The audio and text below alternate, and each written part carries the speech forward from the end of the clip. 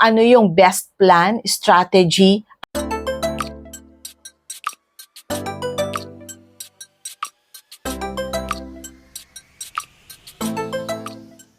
Hi everyone, Crisel Morales here and welcome back sa ating YouTube channel.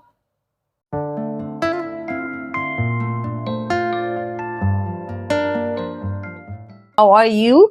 I hope you are doing good. And today, this is a very, very important video. Paano ba nagsimula ang video na to? I received one message from Facebook. Ano nga ba ang query niya? Okay, ganito yan. This is a story or a topic about a mismanaged credit card. She received 2 credit cards from two different banks. Na-overwhelmed, na-excite. So, nag-shopping siya, dami niyang nagastos, and parehong credit card, ginamit niya half of the credit limit of both, nagastos niya. Ngayon dumating yung last 2 weeks before the 18th birthday of her daughter. Kinabahan siya kasi dumating na yung kanyang statement of account. So, and then nakita niya na ang dami niyang babayaran. And she knows in her mind na wala siyang pambayad kasi yung cash na naipon niya is intended for the 18th birthday of her daughter. So, ang dami na niyang iniisip kung paano niya babayaran. Anyway, meron naman tayong 21 to 25 days na palugit, di ba? Kapag nagbigay na or nag-release na kasi si bangko ng statement of account, the bank is giving us 21 to 25 days na palugit bago ang due date. Still, worried siya kasi alam niya na kahit meron siyang palugit na 21 to 25 days, wala siyang pambayad. Kasi lahat ng cash niya mapupunta doon sa 18th birthday celebration ng kanyang anak. Sleepless nights kasi hindi alam ng asawa and alam niya, inaamin niya na mismanage niya yung credit card niya kasi nga na-overwhelmed, na-excite. Okay, so ayun yung nakakatakot. Kaya palagi kong sinasabi sa inyo, lalong-lalo na sa mga newbies or newly approved credit cards, kayong mga credit card holders, no, kailangan nating maging wise spender. Kailangan nating isiping mabuti kung tama ba yung gagawin nating decisions kasi pwedeng pagsisihan natin yan in the future. Katulad ng ating subscriber na nakalimutan niya na magbo-birthday na pala yung kanyang anak. And dahil lahat ng cash na naipon is pambayad sa 18th birthday celebration, alam niya na wala na siyang pambayad sa mga credit card bills. So, if that happens, you will be creating your own trauma. Kasi nga, ikaw naman ang dahilan, di ba?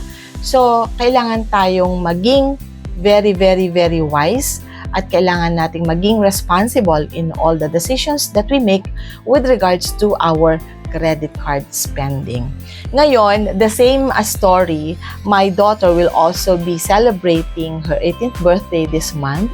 And I am very excited because yung mga credit card ko, na-preserve ko sila. I believe kasi my daughter will be celebrating her 18th birthday in the month of June. So sabi ko, kailangan i-preserve ko muna yung credit limit ko because I believe that during that time or that day, alam ko na magagamit ko yung credit card ko to pay for the decoration, the hall, the caterer, the lights and sounds. Kung hindi man tumatanggap ng credit card, yung lights and sounds, yung caterer or yung hall, at least you can do a cash advance.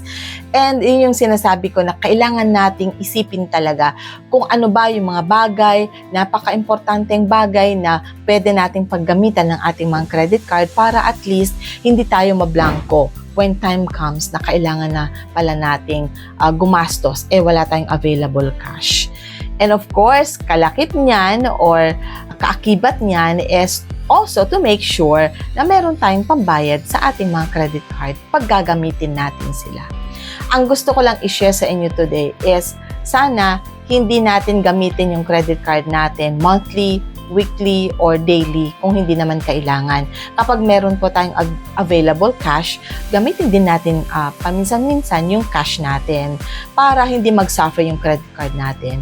At para magamit natin ang ating mga credit limit kapag dumating ang isang okasyon na kung saan mangangailangan tayo.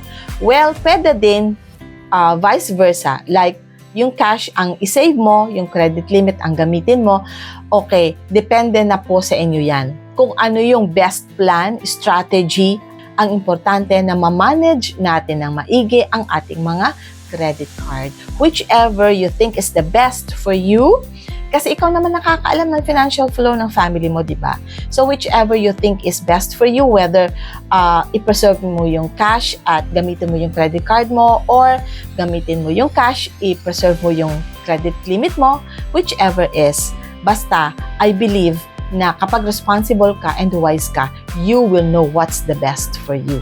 At para rin hindi tayo matulad doon sa experience ng ating subscriber na nagsisisi na siya ngayon kasi supposed to be makakatulong yung kanyang credit card, credit limit sa birthday ng anak niya, hindi naman kasi nagastos niya sa iba, and then yung cash na inipon niya na intended for the 18th birthday celebration, at alam niya na wala siya talagang naipon to pay the credit card bills. Kaya bago tayo ma-trauma, kailangan isipin natin mabuti, wisely, and manage it properly, yung ating mga credit card, mga credit limit, kasi sometimes hindi natin namamalayan, tayo pala yung nag-recreate din or gumagawa din ng sarili nating trauma.